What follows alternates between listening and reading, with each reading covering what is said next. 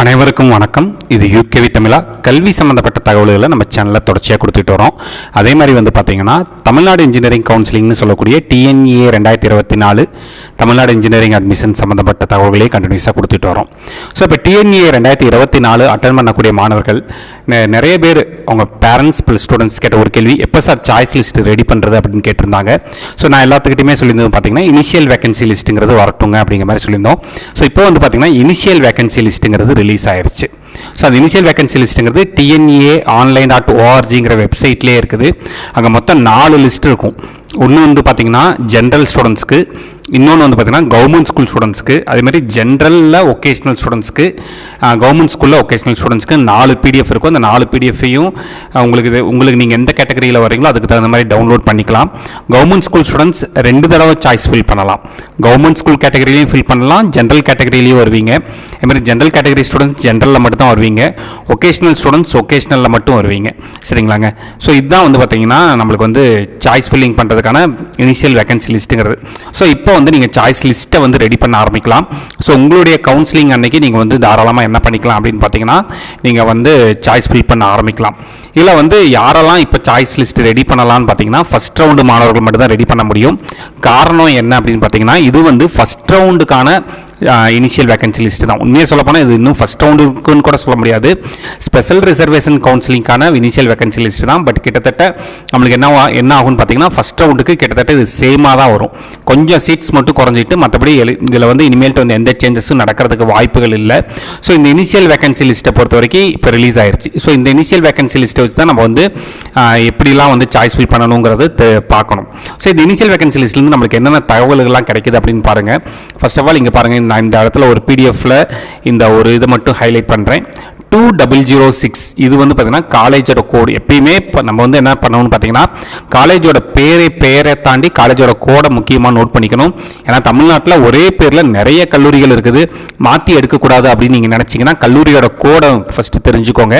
அடுத்து அந்த கல்லூரியோட பெயர், அது என்ன ஊரில் இருக்குது, என்ன மாவட்டத்தில் இருக்குங்கிறது வரும். அடுத்து வந்து பார்த்தீங்கன்னா இது பிரான்ச் கோடு. இப்போ உதாரணத்துக்கு வந்து பார்த்தீங்கன்னா இப்போ நம்ம பார்த்துக்கிட்டு இருக்க கல்லூரியானது PSG college of technology. So PSG college of டெக்னாலஜியை பொறுத்த வரைக்கும் நம்மளுக்கு வந்து இப்போ கம்ப்யூட்டர் சயின்ஸ் இன்ஜினியரிங் சேரணும் அப்படின்னு பார்த்தீங்கன்னா அங்கே கம்ப்யூட்டர் சயின்ஸ் இன்ஜினியரிங்க்கு ஜென்ரலான கோடு வந்து CS. பட் இது வந்து எய்டட் காலேஜுங்கிறப்ப இந்த எய்டட் காலேஜில் கம்ப்யூட்டர் சயின்ஸ் கோர்ஸுங்கிறது CS, அதாவது எய்டட் கோர்ஸில் இல்லை. இங்கே வந்து பார்த்தீங்கன்னா இது செல்ஃப் ஃபைனான்சிங் செல்ஃப் சப்போர்ட்டிங் பிரான்ச்சாக தான் இருக்குது. அதனால் இந்த காலேஜோட இந்த பிரான்ச்சோட கோடுங்கிறது CM. So computer science and engineering. இதில் ஃபஸ்ட்டு பாருங்கள், OCக்கு 27 சீட் ஒதுக்கி இருக்கிறாங்க, BCக்கு 23 சீட்டு, BC முஸ்லீம் 3 சீட்டு, MBC 18 சீட்டு, SC 13 சீட்டு, SCA 3 சீட்டு, STக்கு சீட் இல்லை, மொத்தம் 87 சீட்டு வந்து கம்ப்யூட்டர் சயின்ஸ் அண்ட் இன்ஜினியரிங்கிற கோர்ஸ் வந்து பார்த்தீங்கன்னா PSG காலேஜ் ஆஃப் டெக்னாலஜியில் ஒதுக்கி இருக்கிறாங்க. இது யாருக்குன்னு பார்த்துக்கோங்க, ஜென்ரல் அகாடமிக் சீட் மேட்ரிக்ஸ் தான்.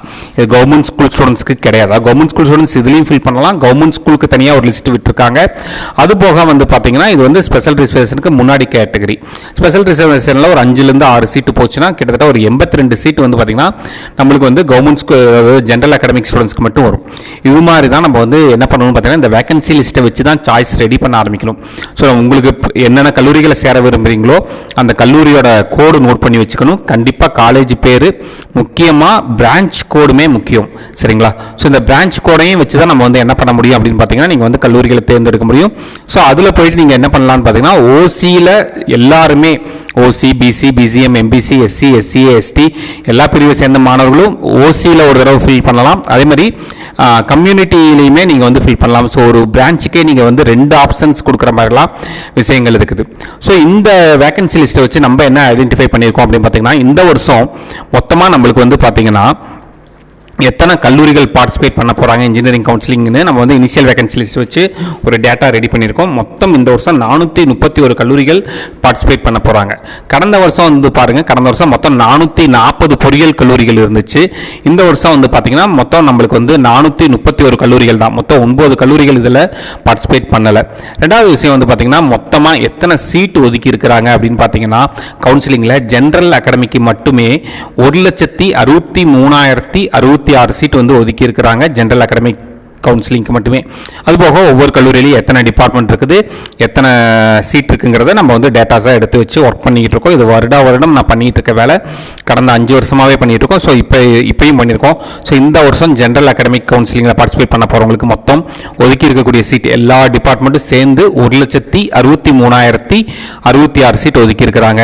அதே மாதிரி கவர்மெண்ட் ஸ்கூல் ஸ்டூடெண்ட்ஸில் வந்து பார்த்தீங்கன்னா கவர்மெண்ட் அகாடமிக் ஸ்டூடெண்ட்ஸ்க்கு மட்டுமே 13,226 சீட்டு வந்து ஒதுக்கி இருக்கிறாங்க. இந்த சீட்டு அப்போ வந்து பார்த்திங்கன்னா அரௌண்ட் வந்து நம்மளுக்கு வந்து இதுலேயே ஒரு 1,63,000, இதில் ஒரு 13,000, 1,76,000. அதுபோக வந்து பார்த்திங்கன்னா நம்மளுக்கு வந்து இன்னும் இது இருக்குதுங்க, என்னென்னு பார்த்தீங்கன்னா ஒகேஷனல் சீட்ஸ்லாம் இருக்குது. அரௌண்ட் வந்து பார்த்திங்கன்னா எப்படி பார்த்தீங்கன்னாலும் ஒரு 1,90,000 2 லட்சம் சீட்டு வரைக்கும் வந்து பார்த்திங்கன்னா இந்த கவுன்சிலிங்கில் கலந்துக்க போகிற மாணவர்களுக்கு சீட்டுங்கிறது இருக்குது. ஸோ இதுதான் வந்து பார்த்திங்கன்னா இனிஷியல் வேகன்சி லிஸ்ட்லேருந்து நம்ம எடுத்த தகவல்கள் மற்றும் இனிஷியல் வேகன்சி லிஸ்ட் மூலமாக நம்ம வந்து தெரிஞ்சுக்க வேண்டிய தகவல்கள், சாய்ஸ் ஃபில்லிங் எப்படிலாம் யூஸ் பண்ணலாம் அப்படிங்கிறது தெரிஞ்சுக்க வேண்டிய தகவல்கள். இது மாதிரி கண்டினியூஸாக கவுன்சிலிங் சம்மந்தப்பட்ட தகவல்கள், இன்ஜினியரிங் கவுன்சிலிங் சம்மந்தப்பட்ட தகவல்கள், கல்லூரிகள் மற்றும் கட் ஆஃப் சம்மந்தப்பட்ட தகவல்கள் வேணுங்கிறவங்க யூகேவி தமிழா அப்படிங்கிற இந்த யூடியூப் சேனலை சப்ஸ்கிரைப் பண்ணிக்கோங்க. மற்றும் இந்த வீடியோ உபயோகமானதாக இருந்துச்சுன்னா இந்த வீடியோவை லைக் பண்ணிவிட்டு TNA 2024 பார்ட்டிசிபேட் பண்ணக்கூடிய மாணவர்கள் மற்றும் பெற்றோர்களுக்கு இந்த வீடியோவை ஷேர் பண்ணுங்கள். மிகவும் நன்றி.